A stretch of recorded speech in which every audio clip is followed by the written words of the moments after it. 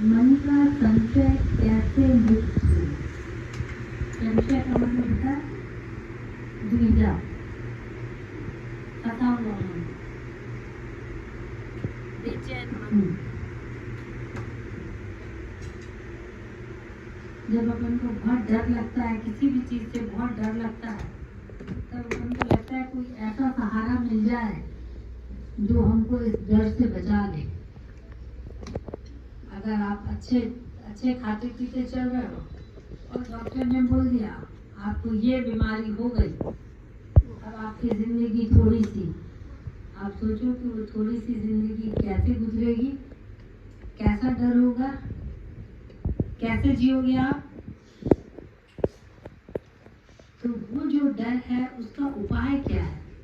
हम कम से कम वाणी जपने वालों को ऐसा भय नहीं आना चाहिए। जो अमृत वेले उठते हैं उन लोगों को एक ताकत होनी चाहिए कि औरों के साथ कुछ भी हो सकता है, मेरे साथ नहीं हो सकता। देखिए बहुत अच्छा मैंने देखा कि बहुत अप टू डेट, मतलब हर बात में आगे, मोबाइल चलाने में आगे, कार चलाने में आगे, फैशन करने में आगे, खाने में आगे, होटलिंग में आगे, पिक्चर देखने में आगे, हर बात में आगे। अचानक डॉक्टर ने उसको बोल दिया आपकी किडनियां काम नहीं कर रही हैं। आप बताओ, आप सोचो जिसके जो वो शौक है वो कहाँ चले गए। अब वो डॉक्टर के चक्कर काट रही है। डॉक्टर कैसे भी कुछ भी करो, कितना भी खर्च करवाओ, कहीं भी भेजो, लेकिन मेरे को ठीक करो। और दूसरा डर रहता है हमको अपने बच्चों का। आपका बच्चा बहुत अच्छा है, उछलता कूदता घूम फिर रहा है। मैं भी आपको बता रही हूँ, ये हमारी आप बेटी है। 10 तारीख को एक बच्चे का बर्थडे था, सुखमनी साहब का पाठ कर रहा है। गुरु साहब भी अपनी व्रत बताते हैं, जहाँ बर्थडे होता है और जिस बच्चे का बर्थडे होता है वहाँ हम लोग सुखमनी साहब का पाठ करके पूता माता की आशीष पढ़ के उसको आशीर्वाद देते हैं। लेकिन पता है उस बच्चे को अभी सुखमनी साहब का पाठ पूरा हुआ ही नहीं था, उस बच्चे को बहुत तेज सिर में दर्द होने लगा। अब माँ का पूरा ध्यान कि बच्चे की तबीयत खराब हुई, बच्चे की तबीयत खराब हुई। हमने जल्दी से अरदास करी, पूता माता का श्लोक नहीं पढ़ पाए और जल्दी से अरदास करी और फिर उसको हॉस्पिटल ले गए। 10-12 साल का बच्चा था और उसका ब्लड टेस्ट हुआ, पता चला उसको ब्लड कैंसर। अब बताओ उस माँ पर क्या बीतती होगी, क्या बीत रही होगी उस माँ पर, जिसने सुना कि मेरे हंसते खेलते बच्चे को, अभी तो वो खेल के आ रहा है, अभी तो वो अपना बर्थडे मना रहा है, अभी तो उसने अपने दोस्तों को बुलाया है, केक काटना बाकी है। तो गुरु साहब कह रहे हैं कि इन सब चिंताओं से मुक्त होने के लिए क्या उपाय करना है। गुरु तेग बहादुर साहब के सामने ये सवाल है। अब मैं कौन सा उपाय करूं जिससे मेरे मन का संशय दूर हो जाए और भय रूपी संसार सागर से मैं भी पार हो जाऊं। भाई संसार मतलब आपको हर कदम में डर है। देखिए बहुत अच्छा मकान बनवाया और रात को बाहर गेट पर ताला लगा के निश्चिंत हो गया, आहा अब तो मेरा पक्का मकान है, अब तो मैं बहुत आराम से सो सकता हूँ। और उसने अपने कमरे में एसी और जो फैसिलिटीज हो सकती है वो सब बनवाई। पता है क्या हुआ, वो अपने कमरे में सो रहा है, रात को उसके कमरे की छत उसी के ऊपर गिरी। रात को उसके कमरे की छत उसी के ऊपर गिरी है और उस छत ने उसको खत्म कर दिया। मतलब देखो हमको कैसा डर है, कैसा डर है, कहीं भी हम सुरक्षित नहीं है। पता नहीं अभी सीढ़ी से उतरेंगे तो पैर फिसल जाएगा तो हॉस्पिटल ना पहुंचना पड़े, पता नहीं सीढ़ी से उतरेंगे तो दिमाग की नस ना फट जाए। ये डर हमको हमेशा के लिए है, लेकिन इस डर को हम एक ताक पर रख कर चलते हैं। नहीं नहीं, मेरे साथ ऐसा थोड़ी होगा, मेरे साथ ऐसा नहीं होगा। किसी की डेड बॉडी ले जाते हैं, उस डेड बॉडी जब तक वो जले जले तब तक देखते हैं, फिर जैसे अपन पलटे वैसे अपने विचार ही बदल जाते हैं। हमारे साथ ऐसा थोड़ी होगा, जबकि ये सच है, ये सबके साथ होना है, लेकिन हम अपने मन को समझाते हैं। इसका जवाब गुरु तेग बहादुर साहब ने बहुत खूबसूरत जवाब दिया है। मनुष्य जन्म पाकर भी मैंने कुछ भला नहीं किया है। सब लोग अपने अपने मन को टटोलो। मनुष्य जन्म पाकर भी मैंने कुछ अच्छा नहीं किया है, इसलिए अधिक डर रहा हूँ। जिनको जितना ज़्यादा डर लग रहा है ना, उन लोगों ने अच्छे काम नहीं किए हैं, भक्ति नहीं की है, उन्होंने अपना टाइम वेस्ट किया है। अब जैसे जैसे उम्र बढ़ रही है, अब डर लग रहा है। यही नहीं, मैंने मन, वचन और कर्म से हरि गुण नहीं गाए हैं। आप सोचिए, अभी आपकी 60 साल उम्र है, 60 साल में आपने कितना टाइम भगवान को दिया, कितना टाइम आपने और उनकी सेवा की। यही मेरे हृदय में सोच बना हुआ है। अब मेरे मन में ये सोच है कि मैंने तो कुछ अच्छा किया नहीं, अब मुझे अच्छा क्या मिलेगा। गुरु की मति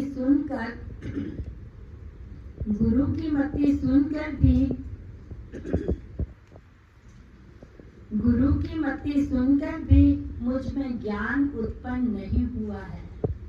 अपन पता है, जब सुनते हैं ना तो अपन को लगता है कि हाँ सत्संग तो बहुत अच्छा है, और सत्संग के बाहर गए तो वैसी दुनिया हो जाती है।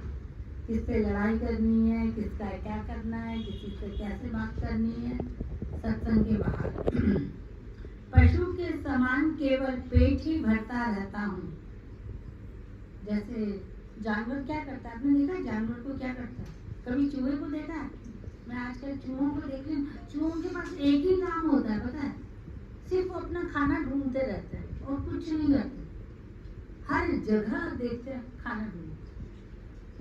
जानवर लोग ऐसे होते हैं, सुअर ऐसे करता है, गाय ऐसे करती है, हर जगह मुंह मारती रहती है, हर जगह उसको खाना चाहिए, सिर्फ खाना चाहिए।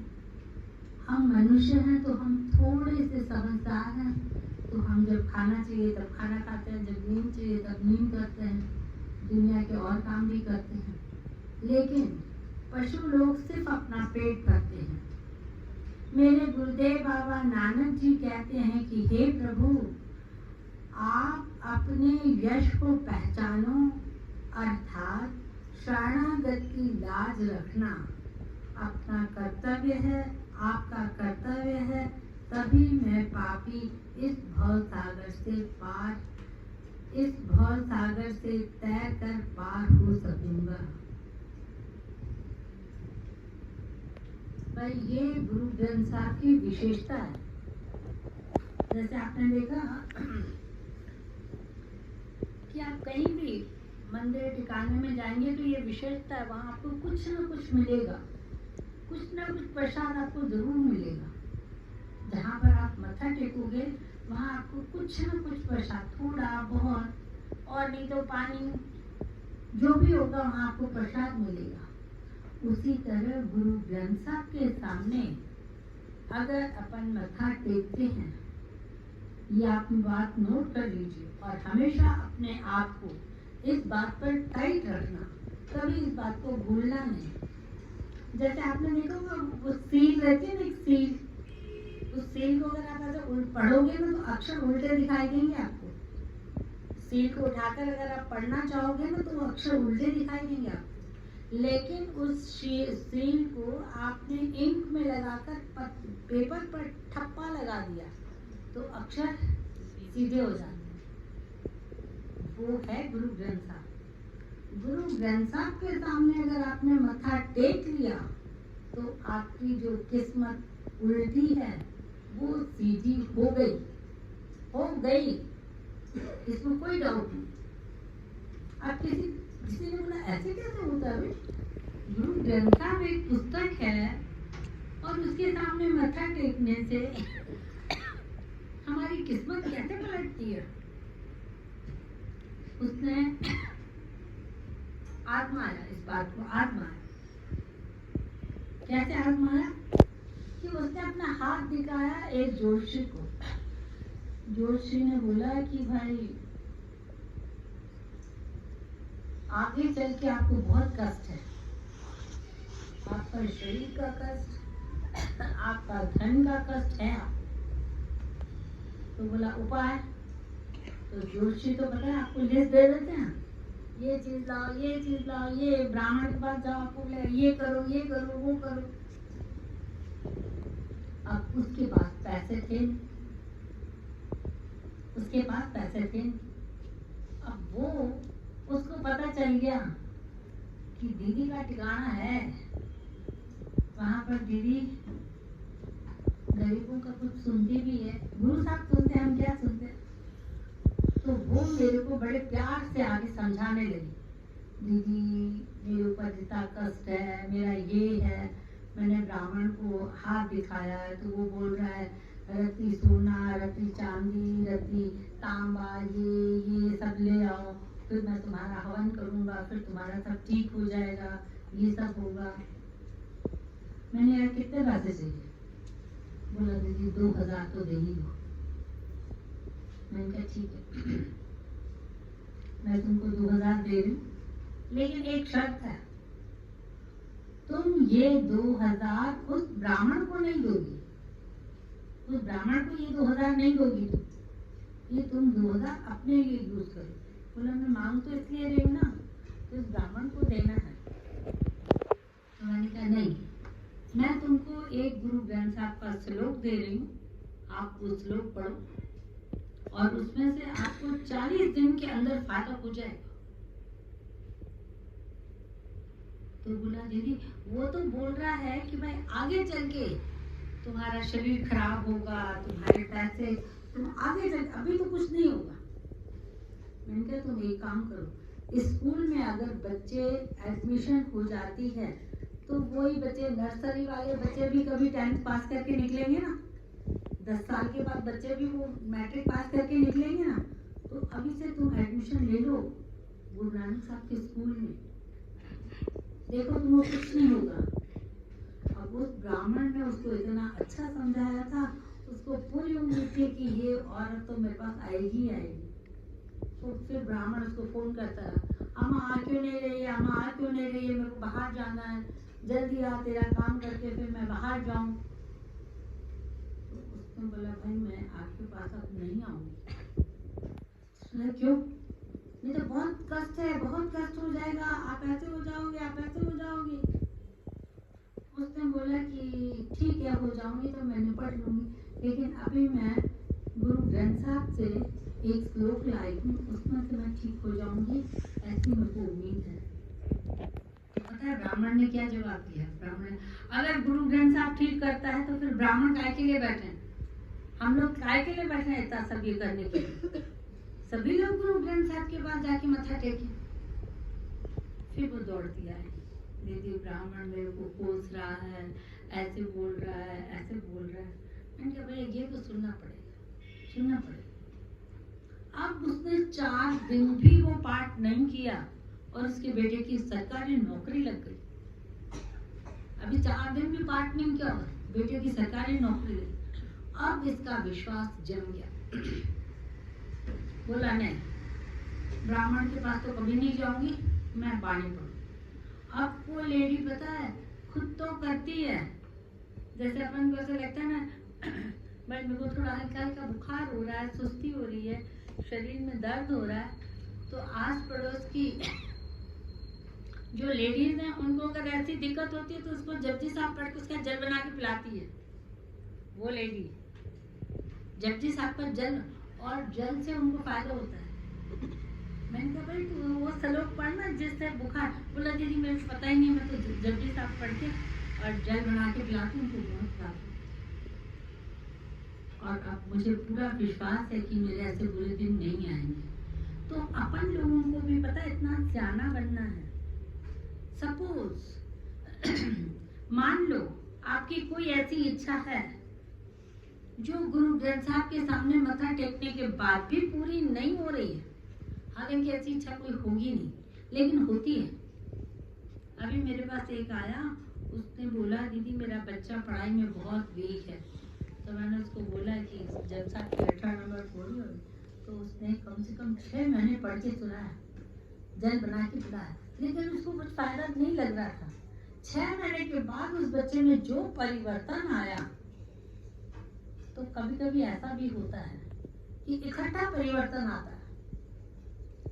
तो मैं आपको ये बताना चाहती हूँ कि अगर आपकी गुरु ग्रंथ साहब से इच्छा पूरी नहीं हो रही है तो आप समझ जाना, जैसे आजकल अपन देते हैं ना, मम्मी को सरप्राइज दूंगा, ऐसा काम करूंगा, अपन ऐसे करते हैं ना, सरप्राइज दे रहे हैं। तो कभी कभी परमात्मा भी हमको सरप्राइज देते हैं। काम न करते न करते न करते न करते जब वो टूटने लगता है तब काम कर देगा, फिर उसको और उत्साह आ जाएगा। तो गुरु ग्रंथ साहब का दर कभी नहीं छोड़ना, कभी। परिस्थितियां कुछ भी हो जाए। मैंने वो बाबा की बात बताई थी ना, जिसकी पत्नी की डेथ हो गई थी। वो अपनी पत्नी को घर में उस पलंग पे, डेड बॉडी को उस पलंग पे छोड़ के आया कि मेरा अमृत वेला चला जाएगा। बताओ, इस जगह पर आप और हम होते तो हम ऐसा कर सकते थे क्या? नहीं, बिल्कुल नहीं कर सकते, बिल्कुल नहीं कर सकते। लेकिन अपन को ऐसा विश्वास होना चाहिए, तब आपकी जीत है। नहीं, अगर आप ऐसा विश्वास नहीं रखेंगे तो जीत नहीं है। आप ऐसे तो ठीक है, चलते फिरते आधा पार्ट निकल गया, अभी चली जाऊंगी तो क्या फर्क पड़ता है? कौन देखता है? कौन सी अटेंडेंस मिलती है? कौन सी हमको वहां से सैलरी मिलती है कि देर से जाएंगे तो आधी पगार कटेगी? कौन देखता है? लेकिन इन चीजों का बहुत बड़ा असर पड़ता है, बहुत बड़ा। गुरु साहब को आप गुरु साहब का इंतजार आप करो, गुरु साहब को इंतजार मत करो। कहीं पर भी सुखमनी साहब के पाठ पे जाना ना, टाइम से जाओ, टाइम से, तब आपकी जीत होगी। ऐसा विश्वास बनाए रखोगे तो परमात्मा के पास आपकी जीत होगी। कुछ पूछना हो तो पूछो भाई, कुछ पूछना, कुछ डाउट हो? डाउट तो मन से निकल गया। हाँ, डाउट तो मन से निकल गया, जो मन में सवाल था वो पूरा हो गया। डाउट मन से निकल गया, खुद को खुद उत्तर मिल गया। ये बात होनी चाहिए। डाउट मन से, अगर कहीं भी आपको डाउट होता है ना, जैसे देखिए मैं आपको अपनी बात बता रही हूँ, हालांकि आपको देर भी हो रही है। हाँ, निकलो निकलो आप। मैं ना एक मेरी इच्छा पूरी करने के लिए गुरु साहब का एक श्लोक है, चतुर्दिशा कीनो बल अपना सिर ऊपर कर जाए, जो मांगे ठाकुर अपने से सोई सोई देवी। ये श्लोक मैं पढ़ रही थी, तब मैं थी 9th क्लास में। और आप सोचो 9th क्लास वाली उम्र ऐसी होती है, रिजल्ट भी अच्छी आए, क्लास में भी अच्छा हो, टीचर भी प्यार करे, मम्मी भी प्यार करे, मतलब वो उम्र ऐसी होती है कि अपन को लगता है हर जगह अपन को सफलता मिलनी चाहिए। अब मैं ये श्लोक पढ़ रही हूँ, मेरा सब्जेक्ट था मैथ साइंस, बहुत कठिन था। और क्लास में थे हम लोग 4 लड़कियां, बाकी सब लड़के। अब 4 लड़कियां आपस में कितनी पढ़ाई करें, हमेशा लगता था रिजल्ट अच्छी है, रिजल्ट अच्छी है। तब होता था तिमाही और छमाही परीक्षा, फिर वार्षिक, ऐसे परीक्षा होती थी। तो तिमाही में 100 में से 9 नंबर, तिमाही परीक्षा में मैथ्स में 100 में से 9 नंबर, हालत बहुत खराब। अब चतुर्दिशा को मैंने पकड़ा तो मैंने देखा चतुर्दिशा पढ़ा, उसके बाद भी 9 नंबर आए हैं। तो मेरे मन में ये डाउट हो, मैं श्लोक गलत तो नहीं पढ़ रही। तो इस श्लोक में एक कठिन शब्द आता है, चतुर्दिशा कीनो बल अपना सिर ऊपर बढ़ायो, कृपा कटाक्ष, कृपा कटाक्ष, कटाक्ष। तो मैं ये गलत तो नहीं पढ़ रही। मैंने जहाँ जहाँ गुरु ग्रंथ साहब रखे थे वहाँ वहाँ जाके पता करा कि मैं श्लोक गलत तो नहीं पढ़ रही, गलत तो नहीं पढ़ रही। और मैंने इस श्लोक को और इसके साथ गाढ़ोतार पढ़ना शुरू किया। आप विश्वास नहीं करेंगे, लेकिन ये बात भी है कि मैं जहाँ बैठी हूँ वहाँ बैठकर झूठ भी नहीं बोल सकती। आप विश्वास नहीं करेंगे, वार्षिक परीक्षा में उसी पेपर में 100 में से 90 नंबर, 100 में से 90 नंबर, कहाँ 9 नंबर कहाँ 90 नंबर। पता है सब लोग मेरा पेपर बार बार चेक कर रहे थे, 9 नंबर वाली इतना कैसे बढ़ गई, 9 नंबर वाली इतना कैसे बढ़ गई। दीदी ये मेरे साथ हुआ था, आपने श्लोक दिया था 10th में, मेरा इंग्लिश का पेपर बिगड़ गया था। मेरा 10th का इंग्लिश का पेपर बिगड़ गया था। आपने एक श्लोक दिया था, बुद्धि विकास बेमती दूरी ताते बिन से दुर्मत दूरी। आपने बोला उसको बार बार पढ़ो। इतना पेपर बेकार गया इंग्लिश का। उस पेपर में मुझे डिस्टेंस मिले, इंग्लिश में यानी डिस्टेंस मार्क मिले। अभी भी रिजल्ट पड़ा हुआ मेरे पास। पूरा घर परेशान था कि ये फेल हो जाएगा, नहीं तो सपने में जाएगा। मगर इसमें आपने श्लोक दिया था, जब से आप पढ़ो इसके साथ। तेरी घरवाली सुन रही है? आओ नीचे खड़ी है। धनगुरु नानक। तो ये बातें आप समझो कि इतना फर्क हो सकता है। सिर्फ पढ़ाई वाली बातों में मैं नहीं बोल रही, हर बात की। लेकिन आप वो विश्वास अपना बुलंद रखो। पता है कभी कभी क्या होगा, आज का दिन नहीं होता, हमारा दिन आज का दिन, आज पूरा दिन बहुत काम करना है, आज सिर दुख रहा है, आज यहाँ जाना है। और वही दिन ऐसा होता है कि परमात्मा आपकी इच्छा पूरी करने वाले थे और आपने वही दिन गंवा दिया, वही दिन गंवा दिया। अब आप क्या करोगे?